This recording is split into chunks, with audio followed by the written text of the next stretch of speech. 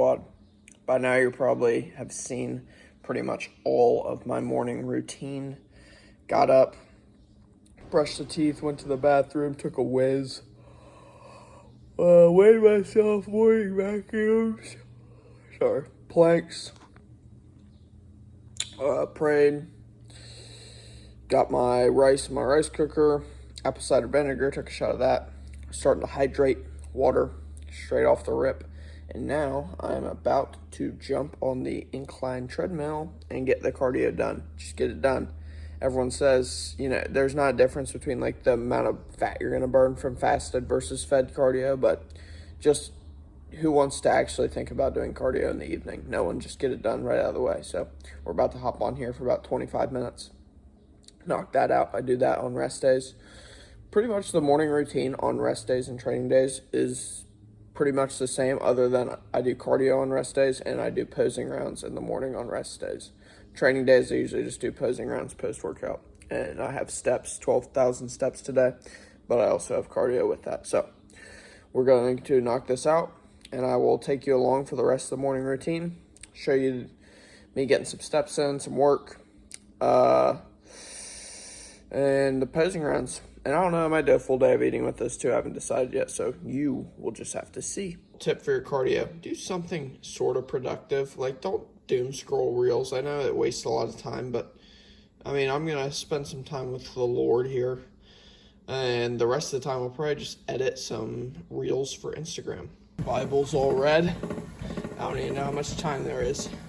Cardio hack. Cover the time, boys. Job done, fellas. If you got cardio, do it first thing in the morning. Sets you up for a great day. All right, now I'm going to go in, gather some steps in on the walking pad, and do my posing rounds. Steps going down.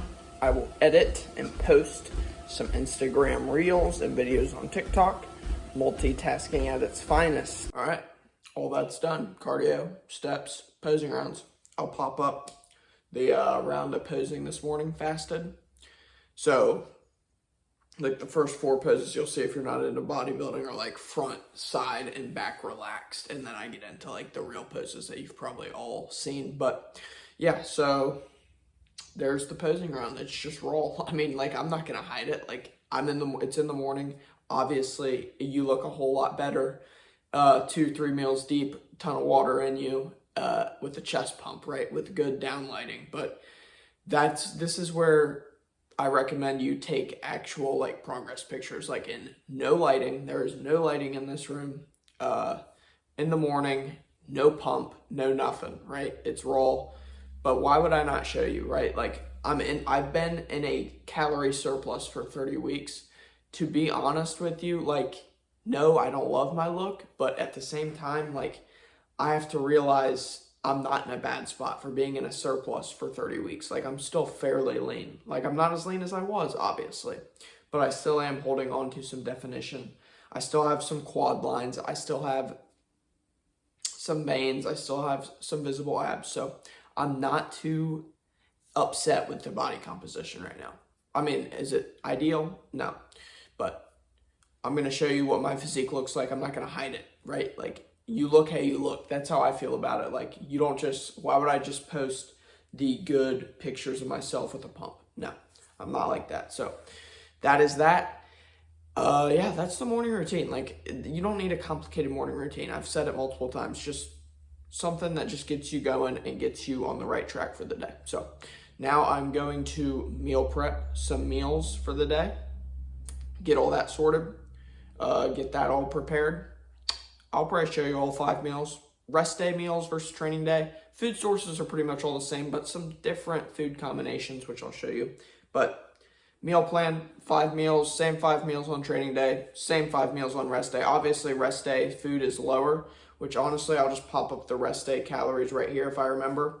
But it's like, my training day is like 3,700 something. Rest day is somewhere around 3,000. So it's quite a big drop, mostly coming from carbohydrates, just because my expenditure is not as high. So I am going to meal prep my meals. I'll show you some clips of me meal prepping. Fips fit, chefing up. But yeah, shower up, and then I will just take you along for the day. Ollie, Ollie, you ready?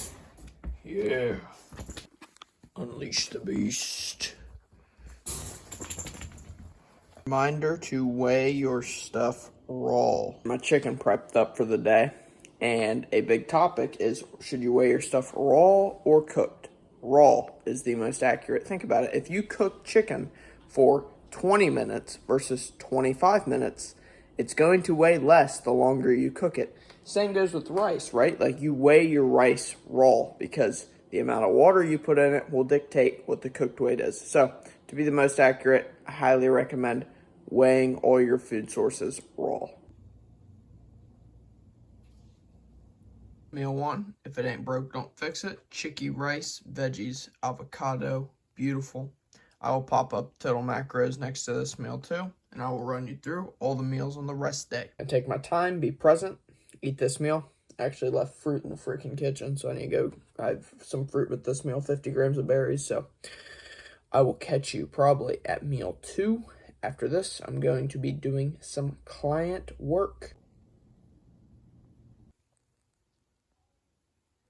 Eggs, veg, sourdough, Greek yogurt, a little bit of whey. Beautiful. By the way, crisp sourdough, that is proper. That is not burnt.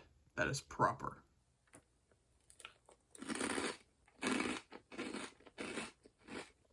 Just wrapping up a couple client check-ins here today, and I just want to show you some of the results that we are seeing on the squad. Yes, sir. Here we go. Bunch of fat loss transformations.